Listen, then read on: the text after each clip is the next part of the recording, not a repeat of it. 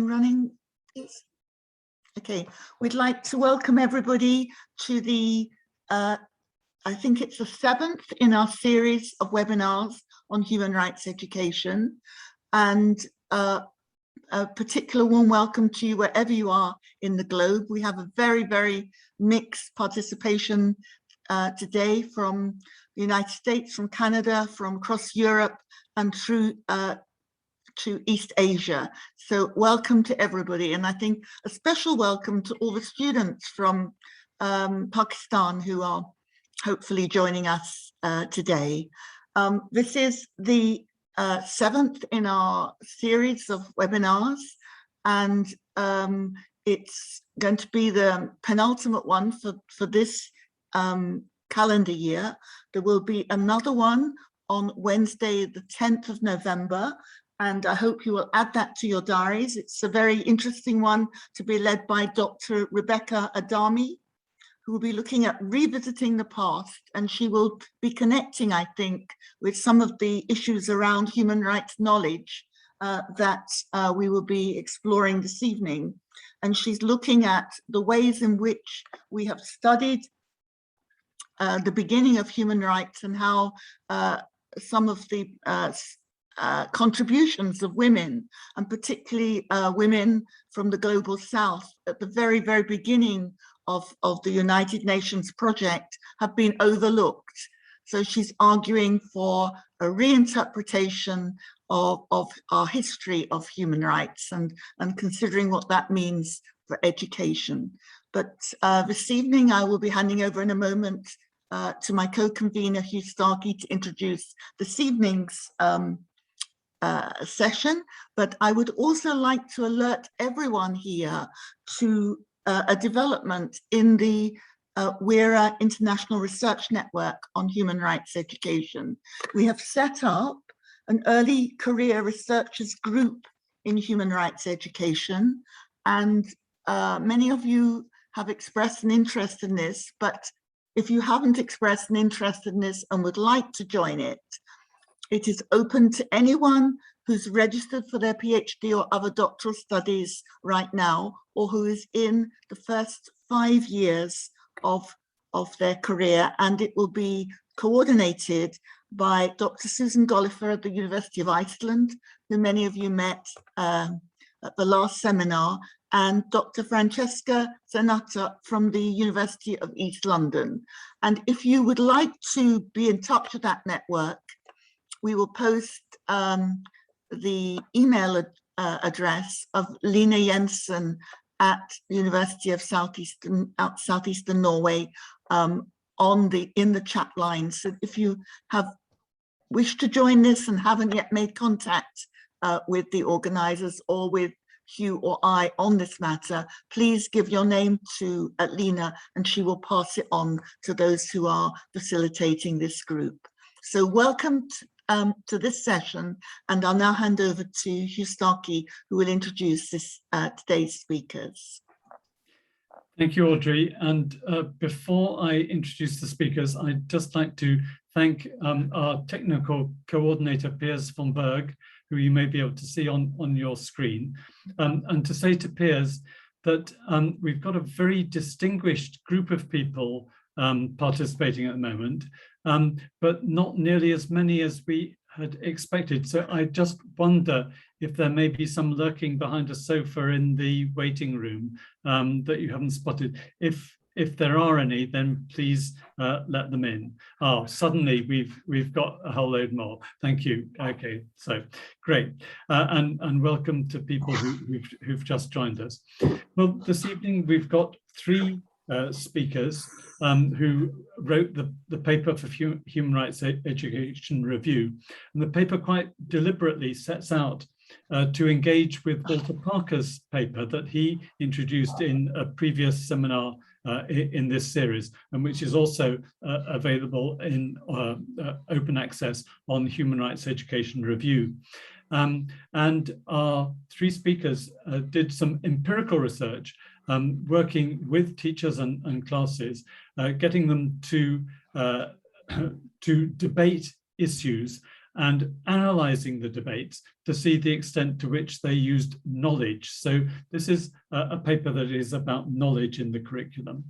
The first author is Lee Jerome from University of Middlesex. He's an alumnus of IOE. He's a prolific author, including a book on citizenship education in England. And his most recent book, which I'm extremely proud to be associated with, is on children's rights education in diverse classrooms. That was published earlier this year. Anna Liddle, following her PhD on peace education, is now working at both University of Leeds and York University, and she's the second author.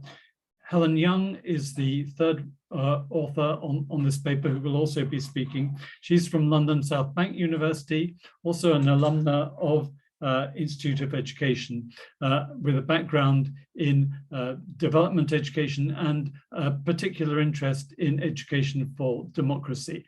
But I've said more than enough. It's time to hand over to the speakers for their presentation. Thanks. Over to you, Lee. That's great. Thanks very much, Hugh and Audrey, for the invitation. I'm just going to share my PowerPoint briefly before we kick off.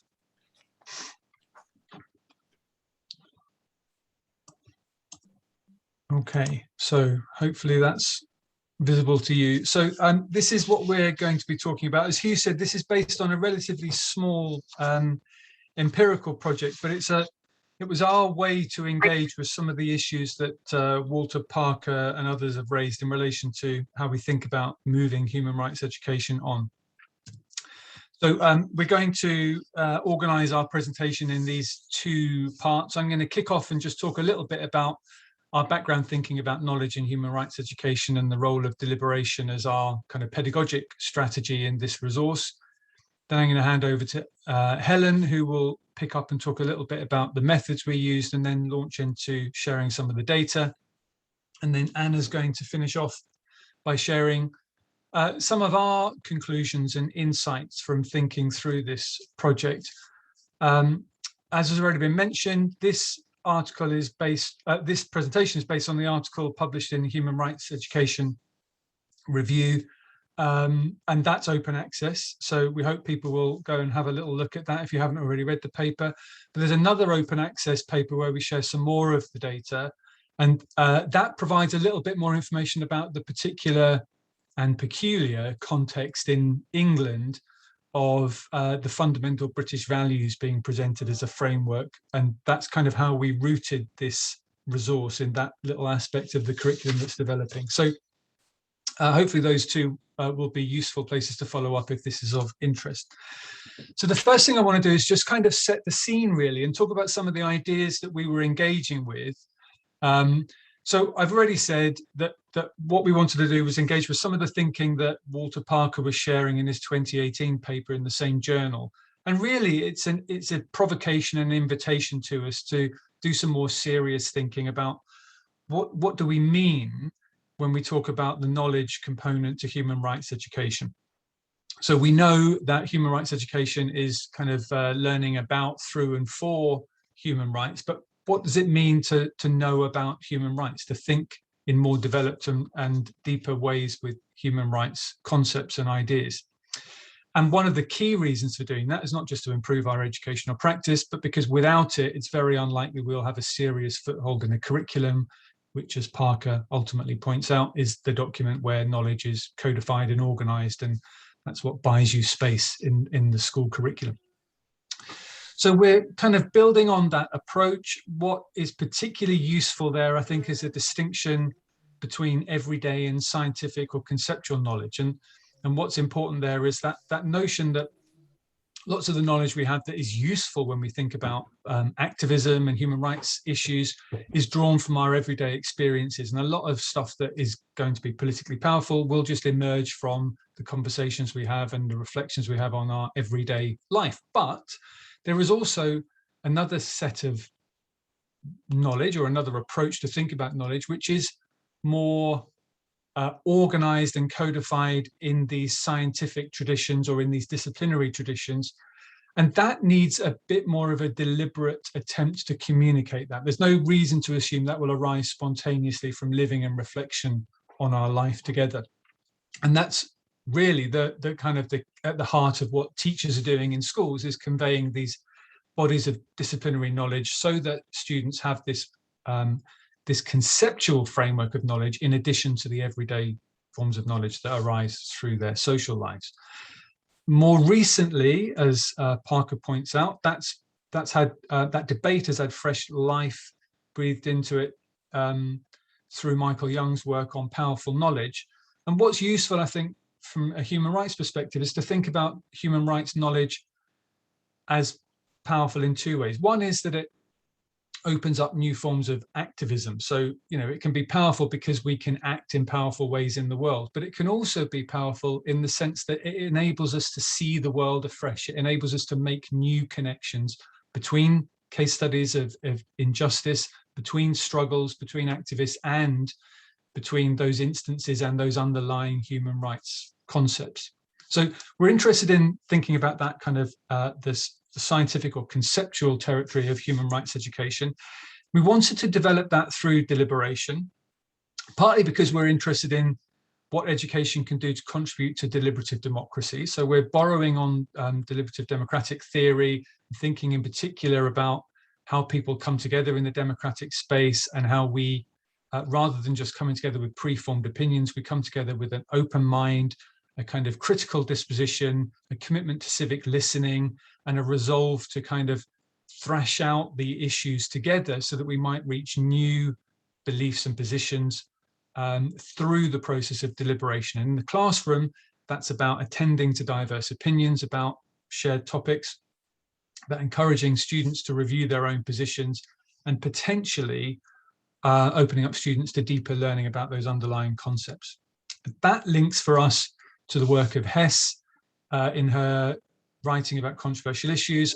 And an idea that is particularly appealing there is this notion that we teach the controversial issues as a conduit through to the underlying perennial issues. And for us, that's an obvious link to make to the underlying human rights concepts. So there are lots of everyday controversial political contemporary issues that we might talk about in the citizenship classroom. And our resources focus on some of those, but the purpose was to open the door to those underlying conceptual issues. And the final piece of the puzzle really for us kind of framing this is Mercer's work on talk in the classroom, where he talks about guided talk in the classroom as the shared construction of knowledge. So the role of the teacher is not just to facilitate a conversation so that we can exchange opinions, but it is so that through that conversation, children could be guided to a better, more informed construction of knowledge about the world. Now that has at least three implications for what we're doing when we teach in this way and engage with this kind of content. And so based on Resnitz, Kaya and Gregory's work, we argue that this is useful in the classroom because it promotes a model of rational thinking that the students can then internalize, having engaged with it through conversation. It helps them build a richer argument schema, so they start to understand how to build arguments that hold more weight and are seen as more credible. And it also helps us to think about how to learn about how we think with rights. So we're using rights as a tool for thinking through these political issues. So this approach holds out the possibility for us of developing deeper knowledge of human rights frameworks and of building young people's capacity for engaging in deliberative democratic conversations. And through those conversations, we're interested in exploring the extent to which students can move beyond the specific instances that fill the news to make connections to those deeper underlying debates about our human rights, our access to human rights, and the implications of human rights for resolving those political issues. But of course, it's not all plain sailing, and it's not all clear how that happens in practice, and the literature suggests some of the things that we should be looking out for. So one problem is a lack of teacher clarity. So it's really important that we try and clarify from the outset what the purpose of such deliberative conversations may be. I think here there's a temptation to think that because there's potentially so much rich learning to come out of having those kinds of challenging conversations, that that's all the teacher needs to do, is to orchestrate the conversation, the discussion in classroom.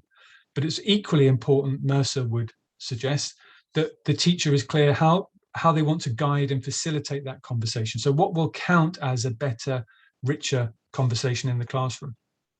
Mercer also shares some examples in his book about what he calls the exchange of unexamined platitudes. So just because you get people together in a room to have a conversation on a shared theme, it doesn't mean that is going to lead to a greater, more critical engagement with the core content that you want children to wrestle with.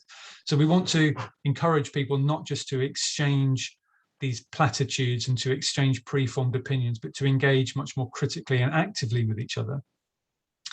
If we don't do that, then we may risk, as Pace points out, this phenomenon of ventriloquization in the classroom, which is simply that, you know, whatever students have learned, they've generally learned what teachers want to make them happy and what teachers need to leave the kids alone.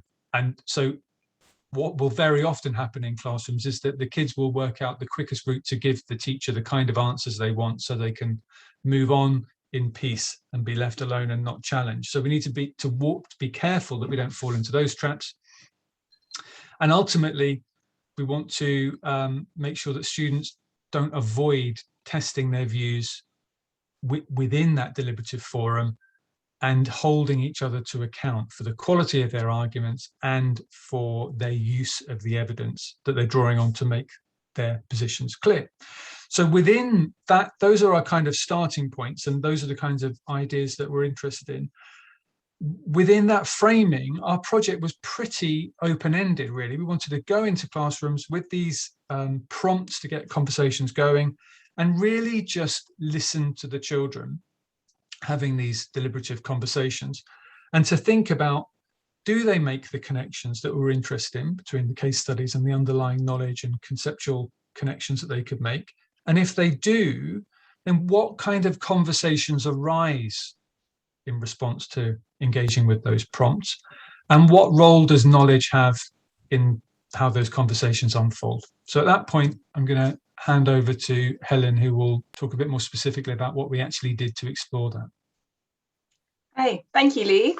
So yeah, I'm going to talk briefly about the methods and then tell you about 4 of the themes that emerged from our research. So the project itself was based on the resources that you can see on the slide that were developed by Lee with the Association for Citizenship Teaching.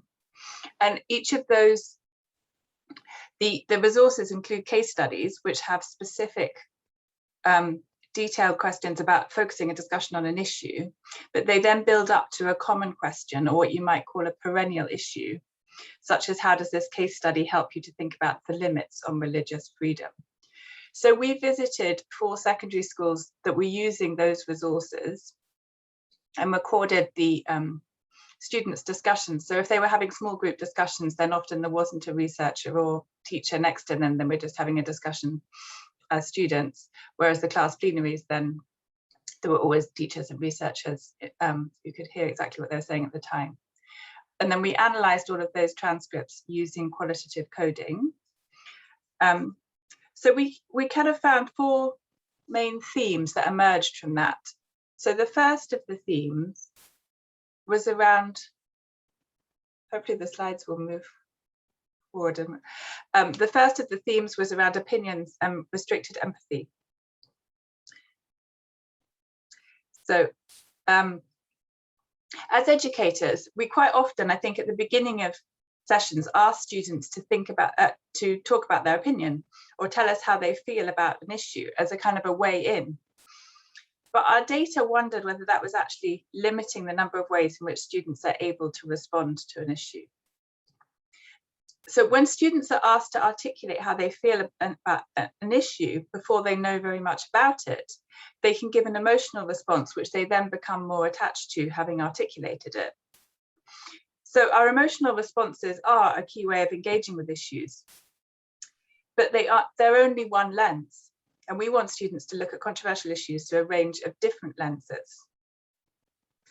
So one of the case studies in the deliberative classroom resources was about polygamy and its relationship to the state in the UK.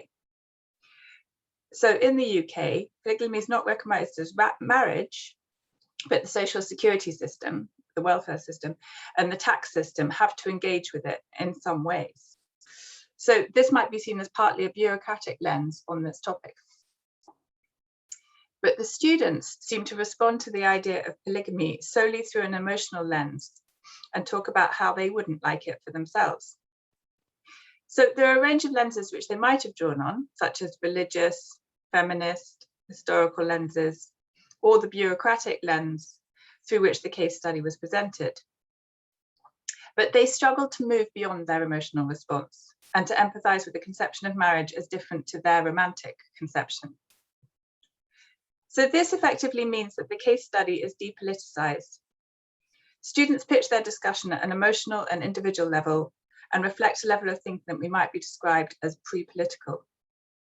So it restricts the extent to which students apply a human rights framework. They paint all women in polygamous relationships as victims who need to be helped, rather than engaging with the legal challenge represented by different perceptions of what constitutes the right to a family life.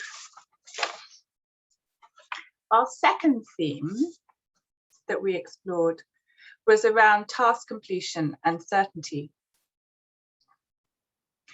So the discussions in the resource were all open-ended controversial issues that can never be fully kind of completed in the sense of unpicking all the possible principles.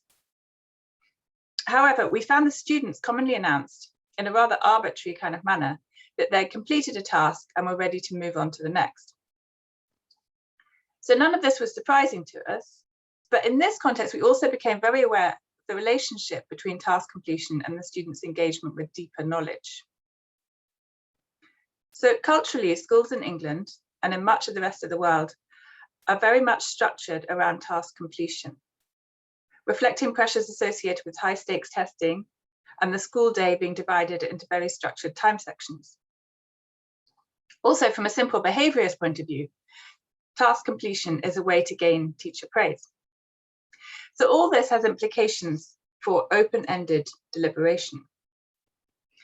So we've given a couple of examples here. After a short but potentially interesting discussion on cults, one of the students said, "Can we have another discussion?" And they just moved on.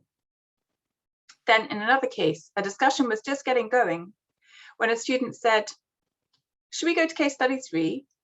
What's this? Hindu complaints about tallow in the new £5 notes." So they read out the information about the next case study and moved on to that.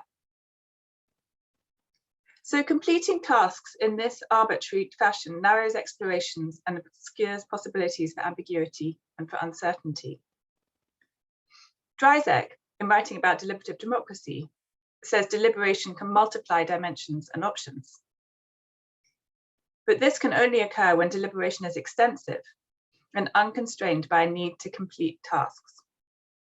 So this links on to the next theme, which is around consensus. So deliberative democracy often emphasizes consensus. And in our research, we were struck by how often the assumption of group discussions was that they should come to a consensus to report to the teacher or to us, rather than that they should reflect on the complexity of the issue. This was closely related to the issue of task completion and an unwillingness to stay with uncertainty. An emerging consensus can create strong social pressure for others to agree, and so closes down possibilities for further exploration of different perspectives. So in the article, we give the example of LGBT+ rights. Further to a discussion of gay marriage, one student seems to reflect a rather uncritical perception that rights simply come along with the passage of time, and the other students built on this idea with examples. So this simplistic narrative that they had a consensus on marginalizes the role of LGBT+ activists who struggled over generations to achieve these changes in the UK and who continue to do so here and elsewhere. The easy consensus that the students reached also precluded them from exploring the tensions that were illustrated in the case study material, where the Church of England is exempted from the Equalities Act so that the religious beliefs are not compromised by LGBT+ rights. In the classroom context, Mercer notes that talk quite often tends towards an uncritical consensus. As group members are interested in demonstrating recognition of others and maintaining positive social relations. Critiquing one another, testing arguments, asking for evidence, or seeking clarification can be perceived as aggressive or disruptive challenge, especially when working with friends. And beyond the classroom, much deliberative democracy theory emphasizes consensus. However, some deliberative Democrats, such as Young, challenge the focus on consensus and emphasize the importance of acknowledging and living with conflict and disagreement. This has important implications for how we support students to move beyond the social awkwardness of disagreement in order to allow for an exploration of different perspectives. So our fourth theme was around the sources of knowledge. So we found from our recordings that students tended to draw primarily on their own experiences and on the vicarious experiences of others in response to the case studies they were given. It was relatively rare for them to draw on knowledge from the school subjects that they were studying. So for example, they should have all studied the Reformation, but only one student at one school referred to it when looking at a case study on religious toleration. At another school, we found examples of A-level students who made links to sociology and law, which they were studying. But these made up the total of all the references that we found to curriculum knowledge. So we're very struck by the challenges for students in making links and drawing on knowledge across disciplines. So Anna's now going to talk about the implications of our findings for classroom practice. Thank you. Great, thanks, Helen. So yes, we've got 4 insights here to share. Insight 1, as it says there, we need to be more explicit about teaching human rights as a discourse that can usefully frame our consideration of socio-political issues. So in this way, we mean that conceptual connections between human rights and case studies are not always made clear, as we've heard. And having a human rights discourse can help students engage more with the complexities of a situation where there are conflicting tensions, and that gives them a process. So one of the discussions was about these bed and breakfast owners who turned away a gay couple who wished to stay there. And now you've got the conflicting rights of the Christian people who said it was against their religion, the B&B owners, and the gay couple who wished to use their services.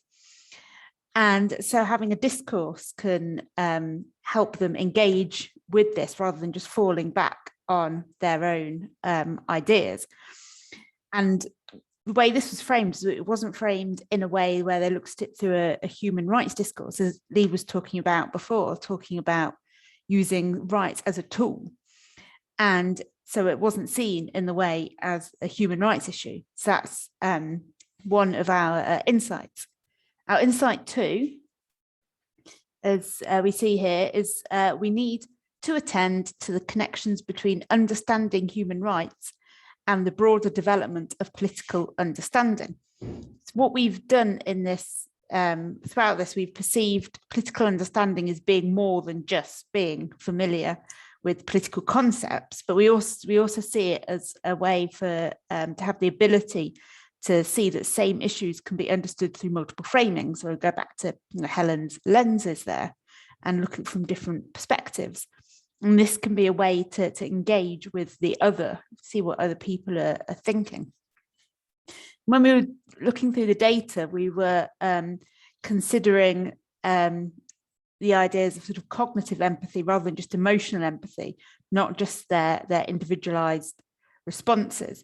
And some of them may begin looking from an emotional point of view, but they need to be able to move beyond this and thinking about how to resolve when rights may be clashing and what the political implications of that are. To insight 3, we've looked at the deliberation and consensus seeking may restrict critical engagement with others' views and thus encourage a superficial engagement with the topic if processes are not clearly explained and modelled. And by this, we mean the sorts of talk that they did. We talked earlier in the presentation about the idea of platitudes. And Mercer talks about different types of talk, one of these being cumulative talk, where they build on each other, but this often lacked criticality. That was seen quite commonly when we were analysing the types of talk, building on each other, agreeing with one each other, but there was fewer examples of a exploratory type of talk where they challenged each other more.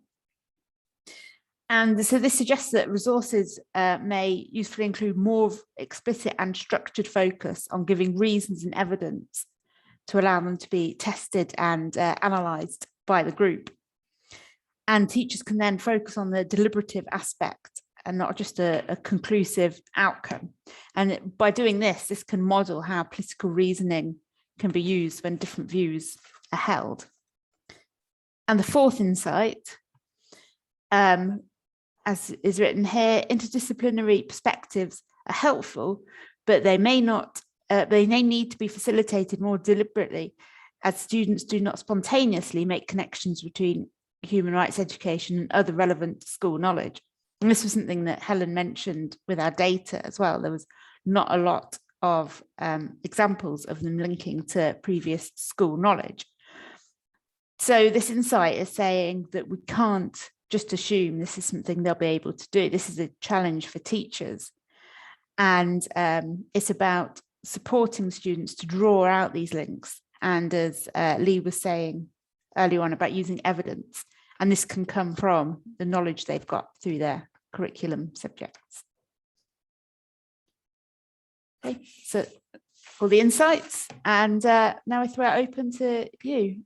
See if you've got any questions for us. Okay, I think we're handing back to Hugh or Audrey to facilitate this bit. Yes. Thank you both. Thank you, all three of you, very much. I think you've raised a lot of points there, and many people might have questions. And I do encourage you, if you have ideas or wish to ask a question, to put something in the chat line. I'd like to, while you're thinking about that, to invite Walter Parker, if he would like to comment on this work, because it's building on his work, and I'd be very interested to hear your reflections on what the presenters have said this evening, Walter, if you're ready to do that. Sure. Good morning from Seattle, everyone, where it's 9 a.m. and I've just had my toast. Thanks so much to these authors. I think this is such a terrific paper, and the themes and the insights are, there's two sets, right? There's a set of themes and a set of insights, and they're really quite juicy and generative, and they show just how much we can learn from a small data set when we've sort of properly theorized it, I think. So I'm just very eager for another study that you all do, or we all do, to see how the themes and the insights would shift when we move into a different sample or a different setting, in kind of the constant comparative fashion of grounded theory, where we just kind of grow these insights. A question I would have for you is, I was really curious about what I think is maybe your third insight. I'm just coming off of memory, where you're questioning the tendency, the habit within deliberative education of pushing for a consensus. And I I'm very interested in that point as well, and I've just written a paper on structured academic controversy where I take the position that it's best to not go for consensus. But my reason is a little different from yours. Yours, I think, has to do with the limitation of perspectives, where mine is similar to that. But what I've noticed is that students, when we push for consensus, don't work hard to formulate their own view on the matter. And perhaps that's the same problem that you identified.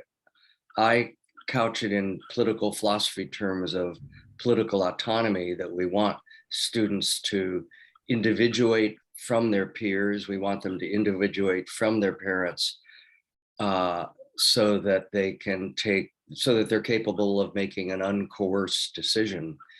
So I worry about that.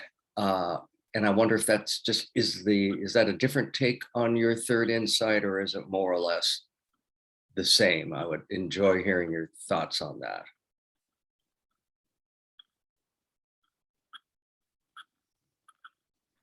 Sorry, would one of you like to come back, or more than one of you respond to Walter's question? I saw Helen fidgeting like she was about to move for the microphone button, but she didn't press. So I'll jump in, and you can follow Helen if you want. Yeah, I think we were worried about a slightly different aspect, really, which is that not so much that people don't develop their own opinions, but they don't stop to worry about the points where their opinions might be incompatible or in tension. That there's a kind of it's almost like a social impetus to throw your arms wide open and let everyone contribute to the table discussion, and then you kind of paper over the cracks and the tensions, and you create this kind of composite opinion. And we saw it lots where the kids were self-selecting in friendship groups, and you have that phenomenon of kids who know each other really well just completing each other's sentences because they've already had conversations like this, or they just know what's coming. So Mercer's kind of warns us about that as this kind of a breezy, sociable conversation in which no one wants to rock the boat. But of course, that's not really the premise that yields an interesting deliberative conversation. So it's encouraging people to deliberately rock the boat. So yeah, but if your concern is also going on simultaneously, then that's a bigger problem, isn't it? What we did find actually that was interesting. I mean, as you say, the sample's so small, so it's impossible to say one thing works better than another. But one conversation that seemed to be particularly interesting was, rather than trading opinions on a case study where people might have slightly different takes and slightly different perceptions, and where they were glossing over those differences, we set a task where they do have to hammer out a school policy on religious assemblies.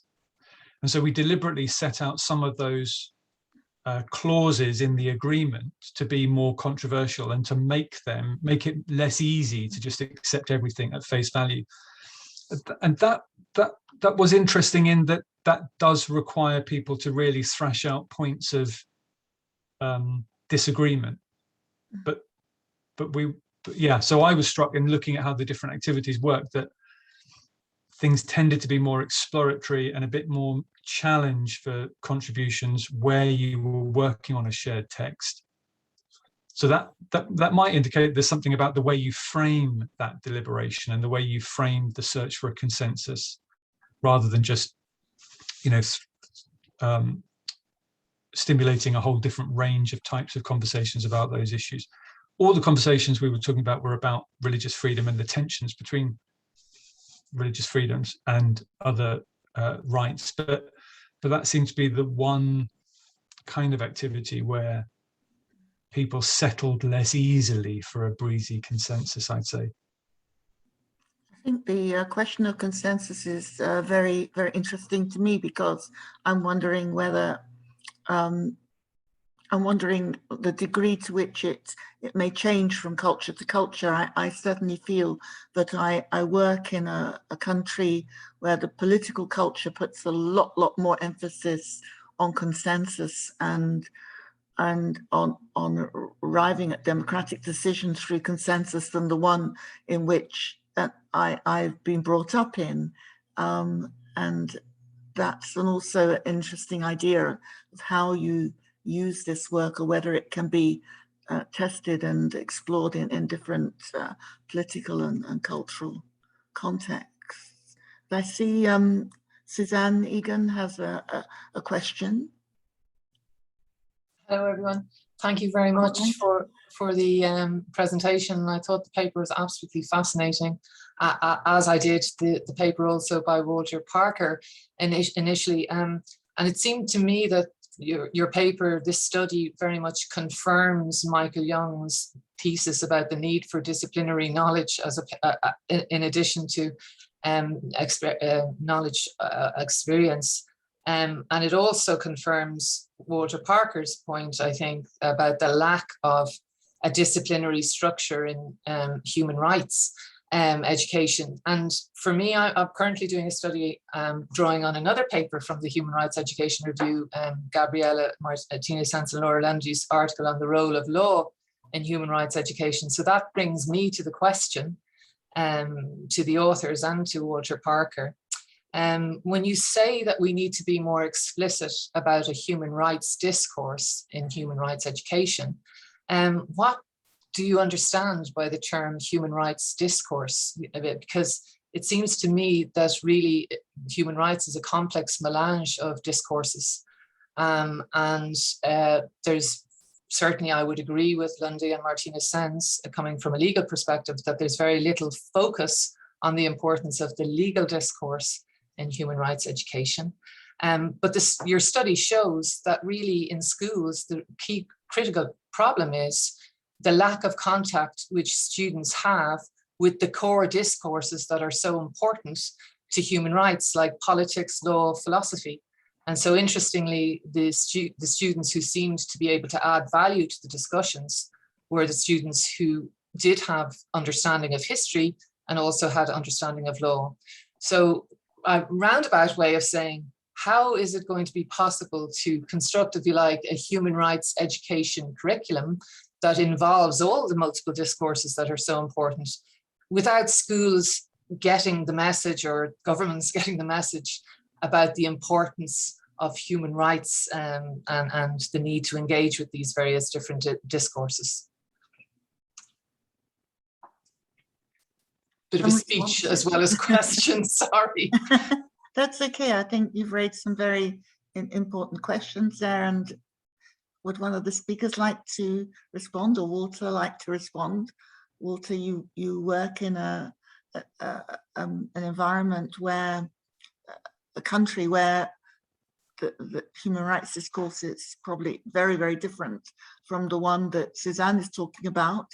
She's in the Republic of Ireland, and I think human rights discourse is used very differently and perhaps more strongly there, although she's arguing that students don't have necessarily access to politics, law, philosophy to handle those discourses. Let me defer to the authors of this paper. I'll just say briefly that you're right. In the US, the human rights discourse has an extremely small footprint in the school curriculum, and that space is taken generally by a civil rights discourse, which is much more nationalistic, our own stories, the civil rights movement, Martin Luther King, Malcolm X, Rosa Parks, Fannie Lou Hamer, et cetera. So it's really an extraordinarily different way of talking about rights, and the UN declarations are rarely included even in the curriculum. So very different setting, but please, on to the authors of this paper. I'll jump in first. So I think that the Michael Young is tempting, isn't it? And I think there's something attractive about that thesis, and I think certainly useful that he's kind of played a part in bringing us all back to this conversation about knowledge. I'm not quite sure how his take on powerful knowledge, and with its focus on disciplinary knowledge, applies to something as multidisciplinary or interdisciplinary as human rights. So I think in curriculum terms and in how that's defined for him, I think that's slightly problematic. That's why I'm always a bit reticent about how far you can apply it, rather than just take the invitation to think a bit more seriously about it. I think one of the things that was clarified for us was actually exactly your question. What do we mean by this? I mean, in a sense, we were dodging your question by saying we're not going to predefine what we mean by it. We just want to see what the children do when they're invited to do it, to see what arises. And it's through that engagement with the data that has helped us clarify what our starting point might have been that we were not quite able to articulate. And I think one of the issues that dawned on us was that to think about human rights in the way that we might aspire to do is to think in a politically literate way. And what does that mean? And one of the things it means, I think, is the ability to draw on what Helen was saying, these different framings of an event or a situation, or a different set of conceptual lenses. So we might say one of those might be to see these incidents as human rights issues and case studies, but we might also look at them in interpersonal emotional terms. We might look at them in terms of media reporting and manipulation. We might think about them as environmental issues. So it's that I'm quite attracted to that work that says one of the things that happens as people become more politically literate is they just become more adept at using a variety of different ways of framing an issue, so that the complexity behind that issue is revealed to them. So you begin to understand why it's really difficult to resolve. But then when we talk about applying human rights discourses, I think we're really talking about those interdisciplinary lenses that you just mentioned, Suzanne, that you know, what's the literature that we might draw on to help us think more clearly? There's the kind of legal definition and the legal tradition of thinking about human rights. There is, you know, how rights emerge from thinking about politics and, you know, political philosophy. There's rights as an activist might employ them to make a more powerful argument in a contentious political situation. To frame an issue as a rights issue is to claim some more attention from people and to make a more powerful claim in the political debate. So it's just understanding the different ways in which people use rights language and think about rights from these different traditions. And because the absence of those two things, of thinking about different framings and thinking about the different framings within rights, means you just resolve the problems by what you think is best. And I've come across this repeatedly with conversations with students, where you almost doesn't matter how laboriously you frame an issue as a human rights issue, loads of young people will just resolve it by telling you who they think's right. It's almost like they don't need rights to help them think. And so there's a job of convincing as to what is it you do with rights that might be more satisfactory than just saying who you think is best. Carol Hahn is raising an interesting point in the chat line. She's saying, I agree with Audrey's point about cultural context. Your findings ring true to me for the many lessons I've observed in England, especially task completion and consensus. However, I think those features will be less prevalent in other cultural contexts. Therefore, we need similar studies in differing national contexts, as Audrey noted. I wonder if there are people here who'd like to comment on their own cultural context, building on what Carol has put there. Do you expect heavy emphasis on consensus from the students you know, or from the research you've observed in different places? Carol is talking from her knowledge as a international and comparative education person who's done her research in many different parts of the world. But we've got lots of people here from Norway, we've got people here from Pakistan, we've got colleagues here, I think, from Finland, from many, many different places, Hong Kong. Is there really, is this work on consensus difficult Is it a trap that students fall into? Is it a way of arriving at a democratic process more effectively than the students that Lee and Anna and Helen observed and wrote about?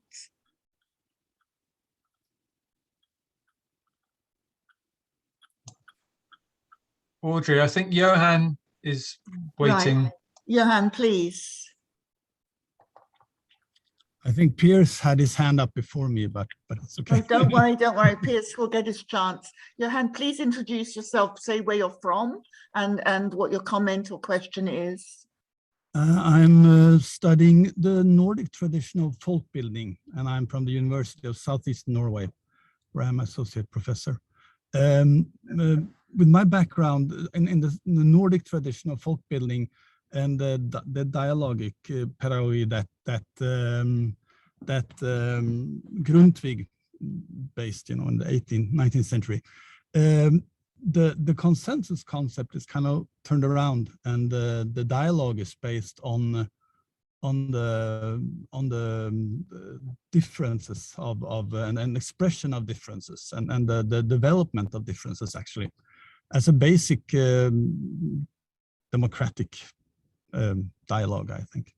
So that's one of the points. I think that the consensus, the need in democracy for a clear non-consensus, for a openness towards the dialogue. I think that then we won't get democratic development. And the second thing I'm wondering about in the paper that is presented is the internalization. When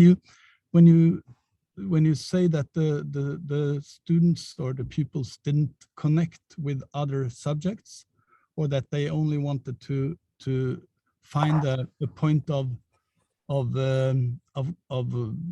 truth, I think that's a sign of lack of internalization. And maybe there is a tension within the human rights pedagogy or education that between internalization and the curriculum thought, where you have a knowledge base, and I'm perfectly agree with a knowledge base, the need for a knowledge base.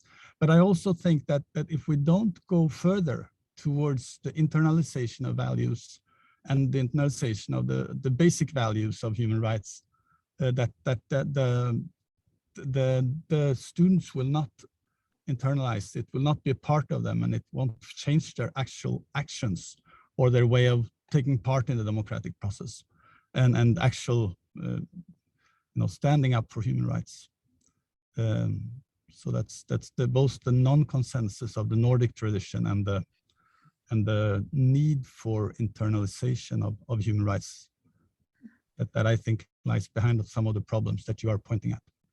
That's a very interesting one, internalization of these rights. And I have seen it taken to an extreme where it's not about knowledge at all, but it's all about acting out these rights without necessarily a great knowledge base. So that's an interesting perspective. We've got Kathy Bickmore has made an interesting comment. I wonder if Kathy, you could read it or tell us what you're thinking. And then I'll go to Piers and then to Kari Mehta. I better not read it because it's a bit stream of thought, but I'm just happy to hear this conversation and hear it very unfinished. But connecting with Jan's point, kind of in two contradictory ways. One is that in our experience in a recent study, framing things as values, even more so than rights, tended to reinforce consensus seeking in ways that probably diminished openness. So, because people assume there are right answers. And we saw lots of conflicts foreclosed, conflictual conversations foreclosed by that sense of, well, but on balance, there's a right answer about women's rights not to be beaten in domestic violence situations, for instance. And we can have a conversation about whether we should have those values, but I think that wouldn't be as difficult as what are we doing to encourage people to engage with the complicated realities there. they're in. But the other piece is the question of what, well, I'll take it this way with an example. When we were facilitating focus group conversations in which students were to work like reporters to discuss the who, what, when, where, why of various conflicts outside of a classroom situation, even though they were in a schoolroom, I don't think we did have a problem with this very familiar to me story that the paper tells so well about kids wanting to kind of finish a task with an overly quick and simplistic kind of consensus.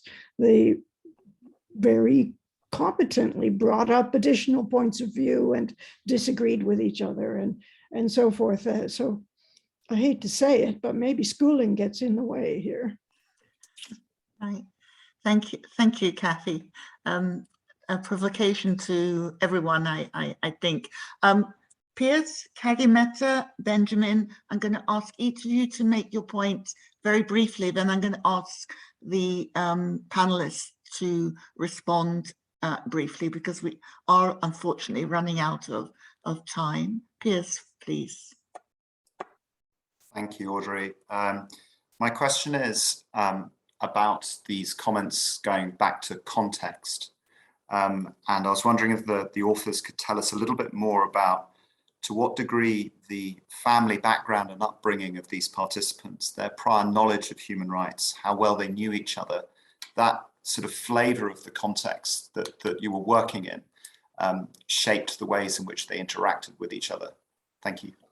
Thank you. And Kalimeta, please. Thank you. I really liked the article, and I think it really helps teachers to think about their planning in what they're wanting to achieve in a lecture, and therefore I really like the attention to context here.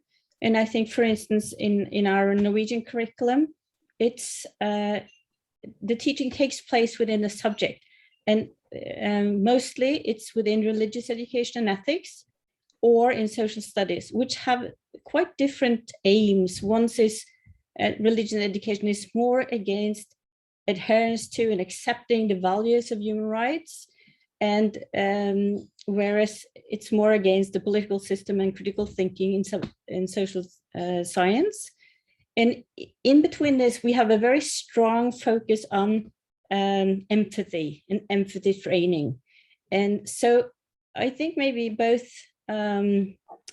teachers and students can be confused sometimes in what we're aiming at in the education, and therefore what we get. So to contextualize even with the level of education, I think is really good here. Thank you. Right. Before I ask the speakers to respond to either of those, Benjamin, very briefly, can you articulate your comment if you're there? Yes, thank you.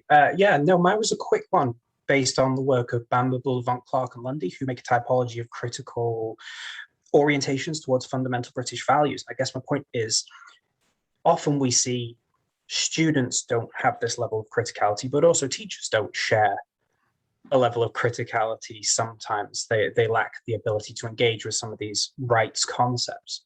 So is there a way to maybe use, I know you worked with CHATA, Chatter, modeling. I know Jerome worked with that in one of his studies. I was wondering if he thinks there's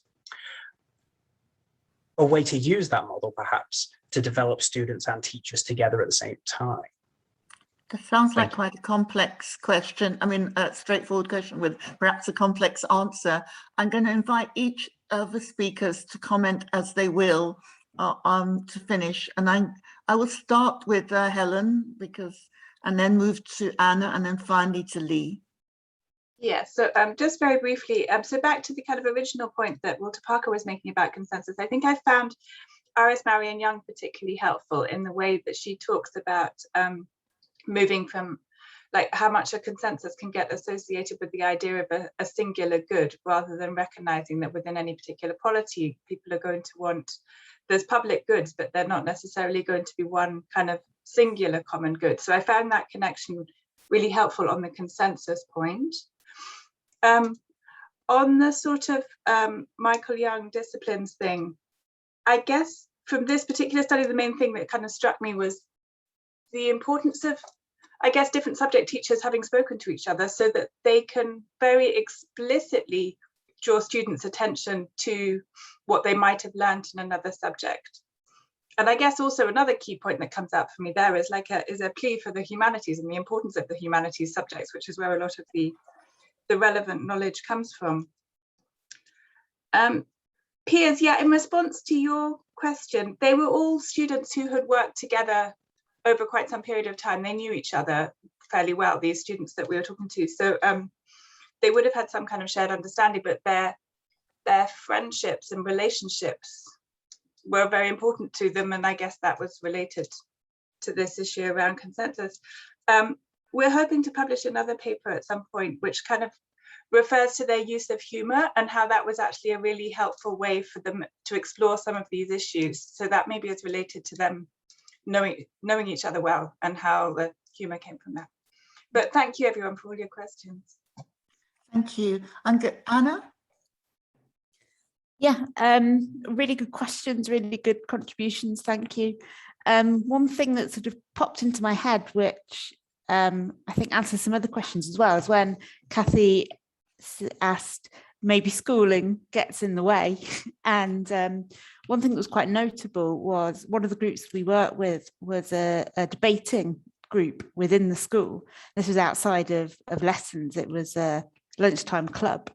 And there were students from about 12 to 18 there. And obviously this was within a school setting, but it wasn't in the classroom. And they'd been working on these skills a lot more. I mean, they'd been doing more of a competitive type of debate, but they were used to picking things apart and critically analysing them. And they had, as Lee described as well, they had the task of working on the school, the school policy, draft school policy thing. And I think that was quite a good example as well of they knew each other in different ways, going back to Piers' thing of people who met because of a common interest. And I think just building on what Helen said too, the way they knew each other in the classrooms is there was a kind of, you know, bantery type relationship between some of them in the classroom. And that could also have been part of the cumulative way they built up the knowledge, because they were used to, as we've said before, used to this task completion. We need to build this up. So the familiarity in that way may have also had an impact. No. I think you're provoking a lot of comments and questions still. Well, I'm going to ask Lee if he has any final words to add, and then I have one thing to say about the next seminar that's coming up. Okay, I'll just say something about the context that Benjamin raised. So people that aren't familiar, that there is a government policy to promote the fundamental British values, which are defined as democracy, the rule of law. Now, we added some in the paper that were wishful thinking. So anyway, and a list a bit like that. So I won't get it wrong again. But what we were trying to do is to say to teachers, this notion of promoting something called fundamental British values when they are actually complex political concepts like toleration or democracy should be an invitation to engage students in discussions of controversy and definition and how you apply those to everyday life, rather than do an assembly and promote the idea that we're all democratic and we all like following the law. So it is about unpacking that, but then we are left with the question, which we're still struggling with. Once you've unpacked it, what's the point? What do you want children to know about those things? And as Helen said, the silver lining for this is the paper where we share some of those confusions. But I think the really positive stuff that comes out of it is when children do get stuck into these kind of discussions, they bring a kind of light-hearted humour that does not always mark the literature on deliberative democracy. So I think they have a contribution to make. Thank you. Lee, one of the fundamental British values you added, which doesn't actually exist, and we will put a correction in the journal in very shortly. And the next volume was equality. Apparently that's not a fundamental British value, and we will correct that for you. I'd like to thank you all for participating, particularly our contributors this evening, those who prepared the paper, and to alert you to the next session, which I think follows on rather well from this. It's Dr. Rebecca Abdami from Stockholm University, and she also does engage with Walter Parker and questions about, I think Walter, I'm paraphrasing now, so this is rather crude, but she's saying that Walter is very clear about knowledge, but she's challenging what is the knowledge that we assume, for example, history. Her paper is entitled Revisiting the Past, and she is looking at these questions from a feminist perspective, but also researching the early days of the UN and of human rights framing, and arguing that a lot that we teach about the history of human rights might be missing some of the very important roles that women, particularly from the global south, played in shaping the human rights